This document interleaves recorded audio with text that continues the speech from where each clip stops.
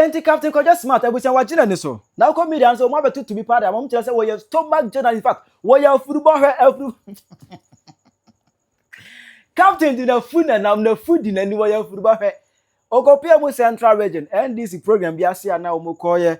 24-hour economy ho enkomo ne nkitahudie bi Captain smart ko pia mu na ho no o kan sim wo ho no mo efa Akufo Addo amamu ho na Ghana for say Captain ade a wo ye no hwe na wo ye nyaatwom wo ye football hwe wo ye stomach direction journalist be man chire mu no a chire wa adwene e de amame e wo comment section I PENYAH block media mesra say any day mo obe like video no da my subscribe button some click notification icon of latest update number chire wa adwene amame e wo comment section oba so a na share for PENYAH biahwe make am phone nala money send up and de amame nala for say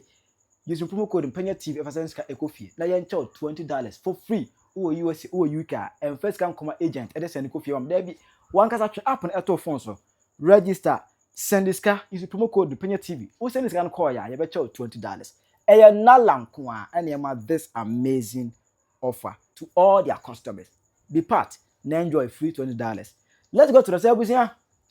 onim say Captain Koje smart why no ho some way somehow as why no neutral journalist some way not why no NDC sympathizer just say but now no we yinanim say oye bidding no demand the NDC party oye bidding no e demand the NDC like at some no can na busia about 4 days ago na Mahama be program bi e was Central Region kono omo kodin komo afa 24-hour economy is roadmap can say the roadmap to 24-hour economy e hon komodie ana omo ekwa go say as I speak to you now no it is getting to 2 years omo flagship policy that is omo flagship program 24-hour economy policy no ye hu de eko now kwa abedan 24-hour economy market and so kwa na ye hu de eko e don ko pim ho no mo ekoye enkuta hu de na before so ma be ko no our portal fans am akwanta kwa be ka say Captain Smart oyare Captain Smart yare that them say when malaria bia ma tackle no how that them want to mean so le yes papa na let me finish odifo papa nyese ujina kam ni kama akọ business because BBS mesi bia na esi BBS mesi bia na esi BBS enura captain antumi ankọ adwuma me ye fast ntimi mpi mesi nura captain anyade ya wantumi ankọ adwuma no afre mesi captain anyade ya wantumi ankọ adwuma adenti a captain antumi ankọ adwuma nura no ohima because captain anya very serious code na code a captain anya no enye normal asem me kan me gina ayisi na America so captain taking me na me share no e wo multimedia ana meboa yes papa and we do we akete from Kwame na live worship na captain to worship nika Kwame na dan and I'm friend niko me kan am to botum and am yisika and I'm say me den kran chaw and am captain ayi nipa odifo captain start ya omuhu say opeso o ye campaign ayi ayi no obi akoba bi na adi wo ye firi ayi bi ye tell no mmesa woni mmesa ya nwene ya abe a ya abe wi a echirim ayi no ye di so odifo obi afa mefe en wa fa titisika en wa fa mako dem kana mati as yeah en na odi wa sokuko na odi agum en na wa magja no 21 days enti enye code no na start after code no captain benye na ntwe mpompa that will be the last wow true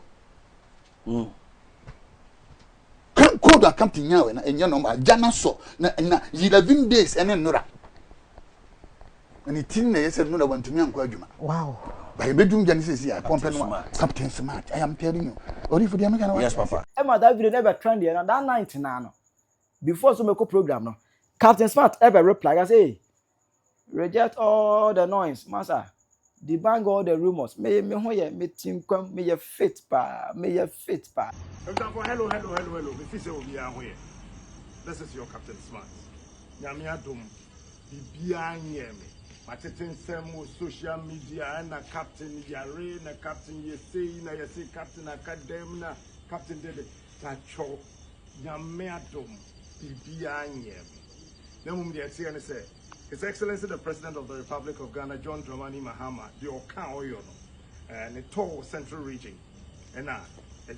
Yabaye, now MC, and see the kind President, Eko Asen no, Honorable Jachikwesi constituency. Ehunabobri fra adinse motosunsia etina edwam ekofefefe wakate so 24-hour economy market no fantastic one, the first of its kind in the central region no eno one obebie ano ye free ho no ene yaba abra asebu kwaman kase constituency so honorable Felix Kwachofusu constituency ehon so kama ye wie na primary health care woni yama wo hu ina no eno so wa presenting the fefefe e dia ma region ni mu nyina eno akiri ne yebese call commander Edna Eguafu Ebrem constituency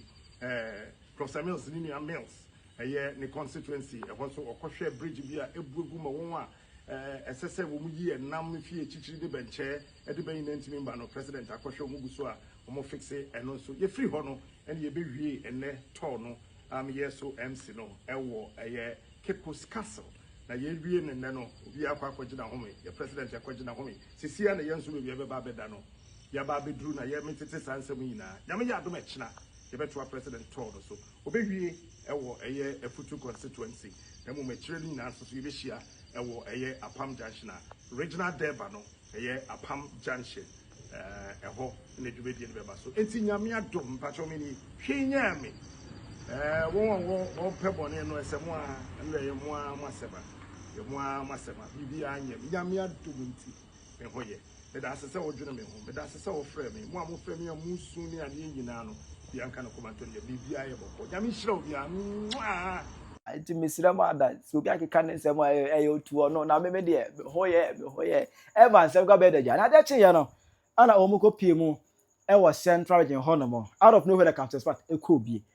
ana say ne invite captain spot say ne ono na MC for the program ono na ne o me welcome Mahama to the podium. Na Captain Smart ebe welcome Mahama to the podium na no. Obe welcome Mahama to the podium na. Ho na o kika say o sa Mahama mra ne na ne mra ne sani mu no. Ana ne okobọ Akufo Addo akutia. President a okasa otie. President a ombu ni penimtia. President a onka nkyere ohene so on sore asa wachia no. Maka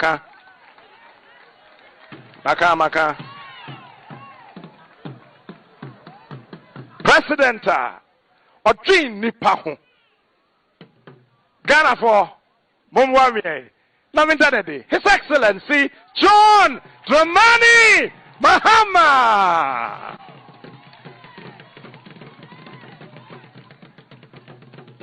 Esesenka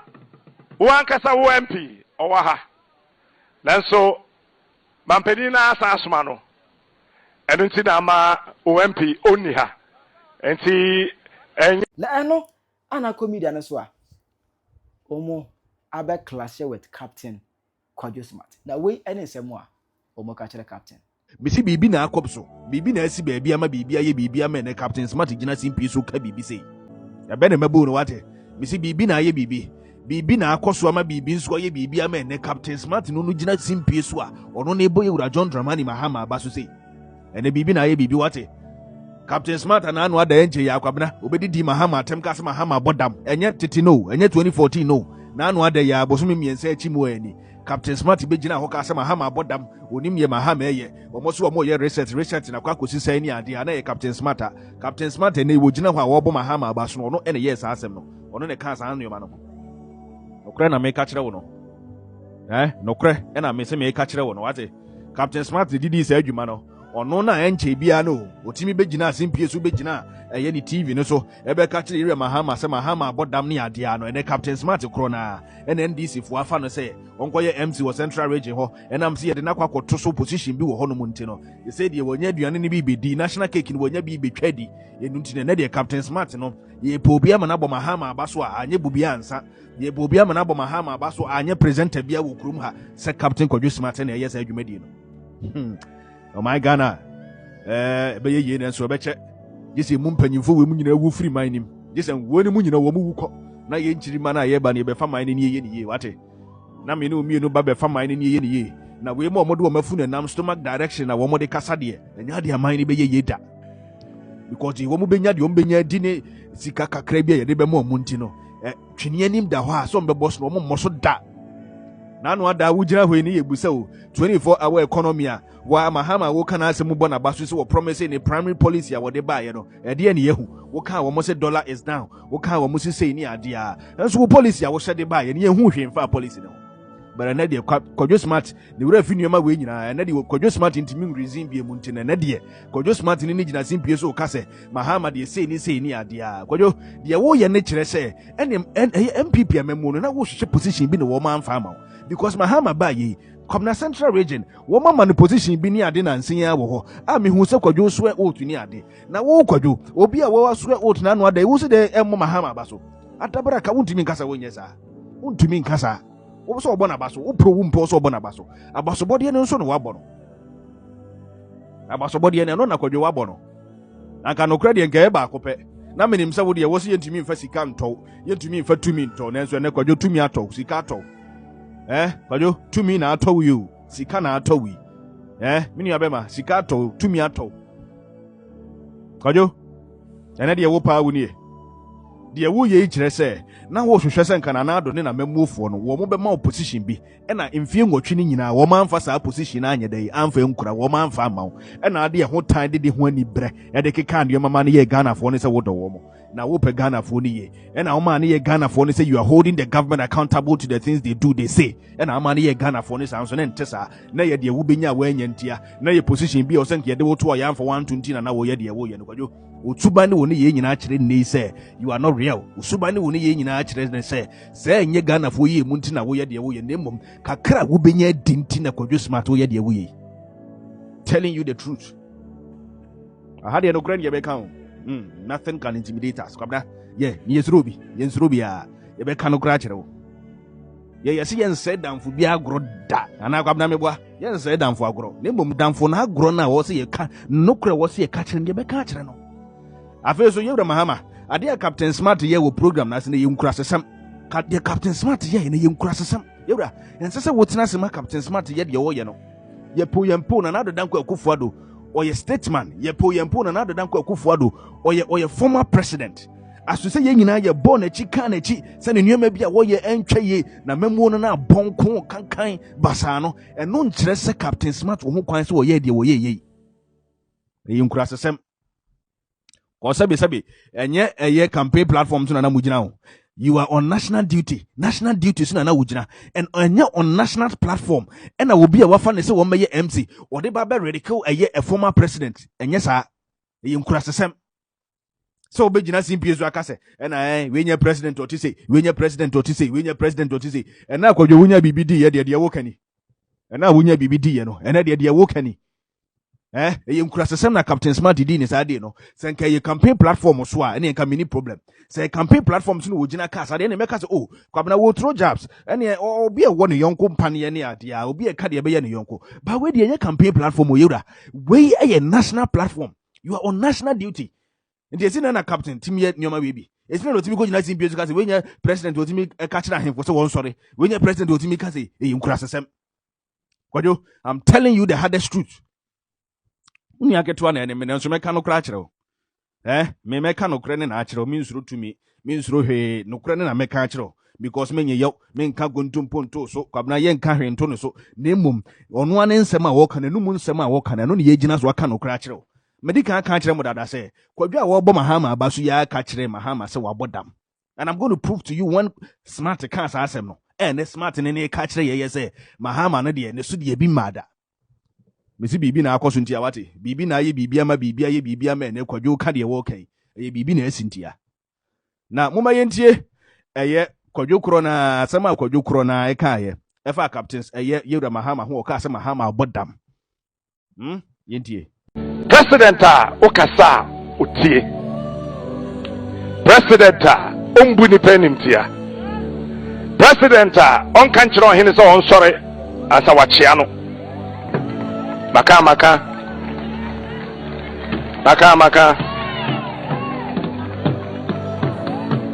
President ɔtwe nipa ho Ghana for momwawe na mentadede His Excellency John Mahama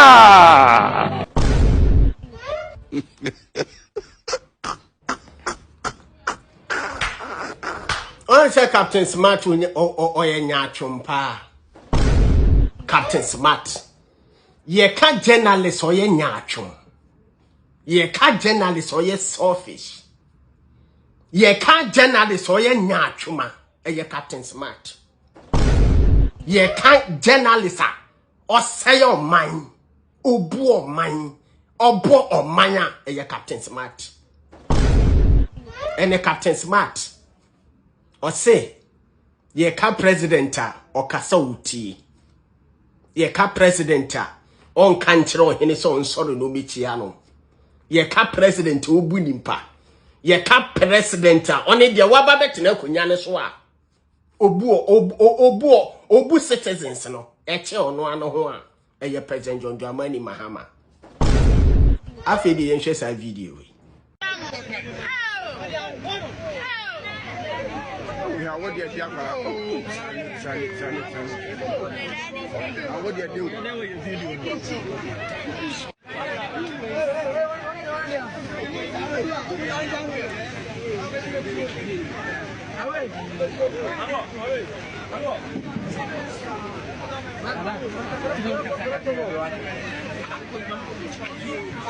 What's that? What's all that?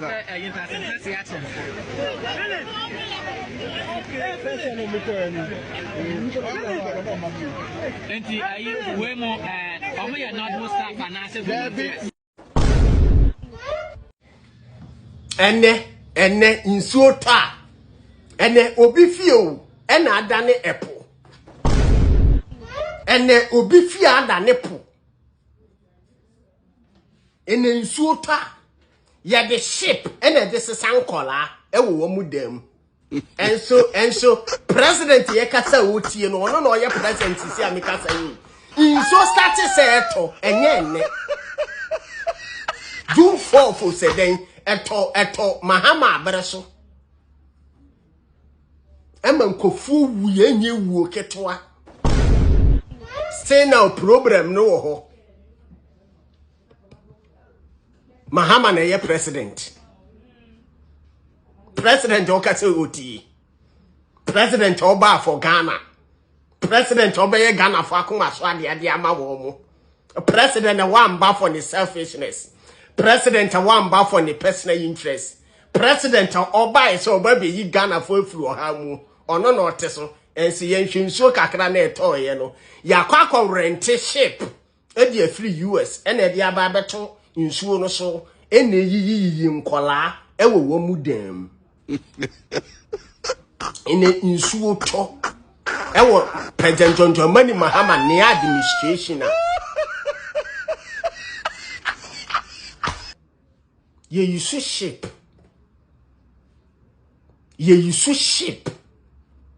and ye this is ankola ye use boat ship and so make us say Captain Smart say President Okasa Nimpa kasa ote. Ono no ote su. The same Captain Smart. Or say President on kanchiro hene say sorry na bi chia me. Ono no ote so. Captain Smart. Embra bonte me kanchire President John Mahama say wo de ye kasa wuti inti for just 2 days for service a problem no. President Oba so obeye Ghana for akoma so ade ama wo. President Oba so be creating nyuma. President Oba so oba be solve Ghanaians problem. President Oba so be creating nyuma dia ma youth. President ne ba ya watem 27 million US dollars e de akwa akoto sanity pad de abecha ama nkora. So we a journalist na wote e na wuye ya ibesi de no man Ghana na nya ne ntuma pafura. So we a journalist na what say we fight for Ghana. On fight for propaganda. On fight for personal interest. On fight for selfishness.